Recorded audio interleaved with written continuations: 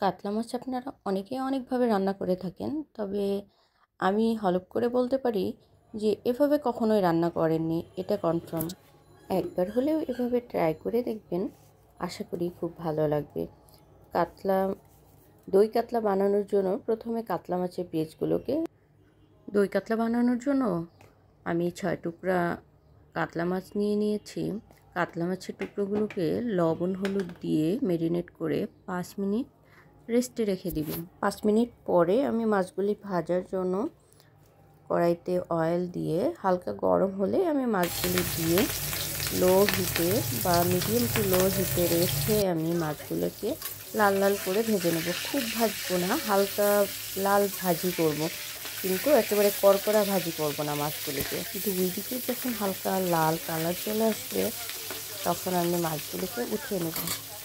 এবার আমি মাছ ভাজা তেলের মধ্যে গোটা গরম মশলা, এলাচ, দারচিনি, তেজপাতা দিয়ে কিছুক্ষণ নাড়াচাড়া করব। দেন 1 কাপ পরিমাণ পেঁয়াজ কুচি দিয়ে দিব। এবার পেঁয়াজগুলিকে খুব ভালো করে লাল লাল করে ভাজবো। পেঁয়াজটা মোটামুটি ভাজা হয়ে আসলে এই পর্যায়ে দিয়ে দিব কাঁচামরিচ ফালি। কাঁচামরিচ ফালি দেওয়ার পরেও পেঁয়াজগুলিকে আরও কিছুক্ষণ ভাজবো লাল লাল করে।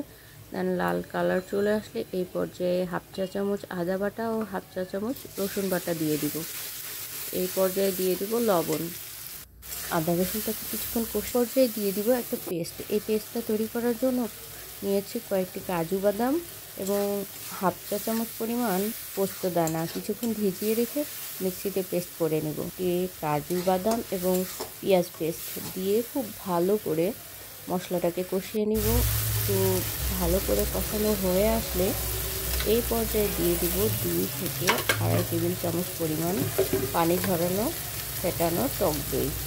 টক দইটা দিয়ে আবার খুব ভালো করে মশলাটাকে কষিয়ে নেব। টক দইটা দেওয়ার পরে এবার দিয়ে দিব 1 চা চামচ জিরার গুঁড়া এবং 1 চা চামচ ধনিয়ার গুঁড়া। মশলাটা খুব ভালো করে কষানো হয়ে গেছে, প্লাস নিচের দিকে যখন লেগে আসবে তখন আমি এই পর্যায়ে দিয়ে দিব ঝোলের পানি।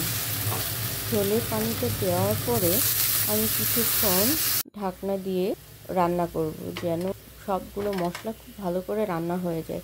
এবং ঝোলটা ঘন হয়ে আসলে এই পর্যায়ে দিয়ে দিব মাছের টুকরোগুলো।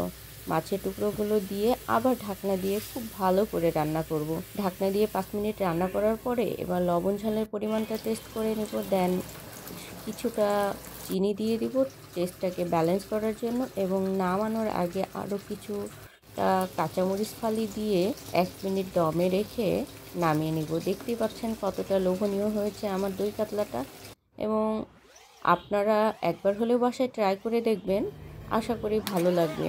আর এতক্ষণ আমার সঙ্গে থাকার জন্য অসংখ্য ধন্যবাদ। ভালো থাকবেন সবাই। আল্লাহ হাফেজ।